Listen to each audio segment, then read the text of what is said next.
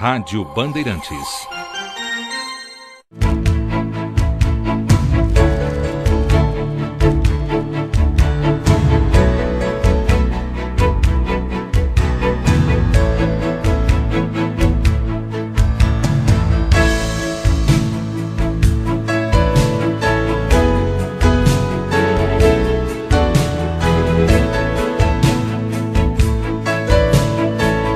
Conversinha ao pé do ouvido de hoje.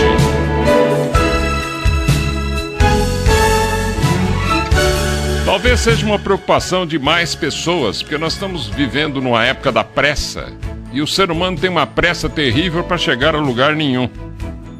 Eu não sei se você já reparou. Isso é tão comum no trânsito. O indivíduo, você já está a uma velocidade limite numa avenida, por exemplo, como a Nações Unidas, aqui em São Paulo, ou Marginal, e de repente vem um sujeito com velocidade bem superior, corta você fala, bom, ele deve estar com pressa. Não, aí ele enfia o carro dele à direita, para num bar, né? E começa a enfiar a mão no bolso e tal, contar piada pro colega dele e tal. É porque ele gosta de andar apressado. Ele é assim mesmo. O ser humano é ansioso por natureza. Ele quer para ontem aquilo que ele deverá ter durante muito tempo. E o Marco Aurélio Oliveira, ele pergunta: eu gostaria de saber se a evolução particular de cada um ela é feita de degrau em degrau, ou se é possível para mim abrir certos canais e dar um salto quântico em direção ao nível búdico, por exemplo, e acessar todo o conhecimento. O Marcos é de São Bernardo. Marcos não dá não, eu sinto muito. Não tem jeito, né? Os nossos corpos estão sendo trabalhados por nós mesmos e também por seres do outro lado. Corpos físicos nossos. Então, esses corpos eles estão limitados no seu DNA a uma determinada pressão energética X. Ou um pacote, já que você falou em Planck, né? Pacotes energéticos, né? Então, o corpo está acostumado com um determinado tipo de pacote energético, um pacote quântico, né? E se você aumenta esse pacote, você funde a cuca das pessoas. Eu já tô cansado de ver isso. Você vai forçando a barra de uma pessoa. Você pensa que você está ajudando aquela pessoa. De repente a pessoa começa a ficar assim, parece que vai perdendo o senso de si mesma. E se abusar, fica louquinha a pessoa. O Marco Aurélio, não tem jeito, meu filho, não dá, né? E os corpos nossos são todos interligados. Você tem o corpo físico, ele é interligado ao corpo físico vital, né? O tamanho da aura de uma pessoa, o corpo físico vital está diretamente proporcional a evolução do próprio corpo físico, a capacidade mental dessa pessoa. Não adianta se você tem uma aura pequena, se você não trabalhou em outras vidas, né? Não dá para você dar salto em direção a coisa nenhuma, a não ser para um buraco de onde você não vai sair nunca mais. Você que sabe, né? E tem gente que usa, por exemplo, para abrir canais, LSD, ácido lisérgico, né? Tem gente que usa cocaína, tem outro que usa certos licores especiais, né, que no Oriente o pessoal conhecia muito bem. Mas isso aí só vicia, as pessoas são drogas e não levam a lugar nenhum. Eu tive um grande amigo mesmo que chegou a utilizar-se disso. Ele perdeu o senso, né? Perdeu o senso. Não foi para lugar nenhum, terminou a vida dele meio louco, né? Você que sabe. Se a pessoa quer tentar dar um salto, que dê, porque é o livre-arbítrio de cada um. Mas não funciona assim. Não funciona desse jeito, né? Dá para responder você com uma outra pergunta. Por exemplo, os dias da criação são, como eu tenho dito aqui, centenas e centenas e centenas de vezes, né? Mas aquilo que eu quero que vocês, meus queridos ouvintes, façam é muito difícil de fazer, eu reconheço isso. fazer a ligação desses dias, a localização no espaço e no tempo, né? Fazer você pensar do jeito mais ou menos que eu estou pensando aqui para você construir uma verdade sua, né? Não igual a minha, pelo amor de Deus, né? Constrói uma verdade para você, né? Agora não pense a você que se você tem um corpo físico limitado ao seu DNA, a aura sua, portanto, ela não é muito grande, tão luminosa ainda, porque você não se dedicou a certas práticas do passado, né? Então, não dá para você forcejar esse corpo físico. Você vai ter problema mais tarde, né? E não dá para você forçar também o corpo físico astral, que é o corpo imediatamente superior ao corpo físico vital. Se você começar a pressionar muito a pessoa no aspecto emocional ou no aspecto sentimental, a pessoa fica doidinha, vai internada, ela vai ser internada no hospital psiquiátrico. Isso acontece muito. Ninguém fica doido por raciocinar. A pessoa fica doida por não suportar a pressão sentimental ou a pressão das sensações do dia a dia que entram pelos canais nossos que estão abertos aí, os poucos canais que nós temos abertos. Então a pessoa fica louca é por isso. E não porque está pensando. Pensar não faz mal, esquentar a cabeça é que faz. Esquentar a cabeça é emoção. Aí que está o detalhe, né?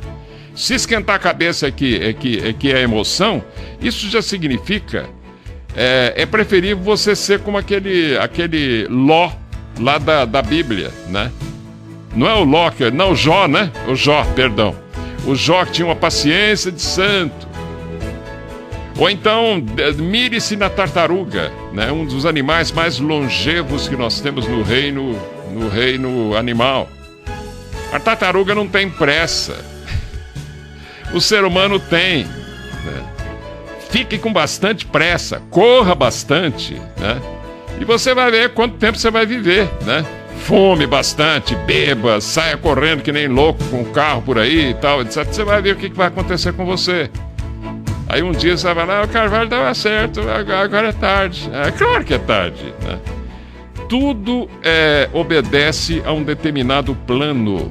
Os dias da criação são 7, mais 2, mais 1. Eu já disse isso aqui centenas e centenas e centenas de vezes. E durante, acho que tem uns 30 anos que eu tenho dito isso aqui. Num total de 10, numa analogia com a vida do fóton, já que você está falando, o nosso amigo Marco, você está falando em pacotes energéticos, né? Já que você está falando em pacote energético, eu não permito colocar o fóton no meio aí, né? Numa analogia com o fóton. Existe uma máxima esotérica que diz o seguinte, ó. O micro é idêntico ao macro e o macro é idêntico ao micro. Se o micro é idêntico ao macro, né? Ele se identifica com o macro. O micro se identifica com o macro. E o macro se identifica com o micro, né? Ou não? Basta você raciocinar um pouquinho, né? É de um amontoado de micro que você faz uma coisa macroscópica, grande, né? Por exemplo, uma galáxia inteira depende, ela começa nas partículas subatômicas, num quark, num gluon, essas coisas todas que descobriram aí e que na verdade são elementais, vivos, né? Um dia a ciência vai descobrir. Então esses elementais, eles estão passando por evolução também. Como é que você vai dar um salto na sua evolução e cair, por exemplo, como você está mencionando aqui, direto num plano búdico ou coisa parecida? Se o chamado quinto dia da criação vai demorar 1.734.000 anos para você esgotar todas as potencialidades mentais. Suponhamos que fosse possível esse salto quântico que você está querendo, e muita gente acha que pensa assim também, né? Que é possível dar esse salto. Sabe o que aconteceria? Você estaria praticando um crime de lesa evolução. Você não quer seguir na correnteza da evolução. Você quer ir sozinho, quer dizer, numa demonstração de egoísmo extraordinária. A humanidade que se lixe, né?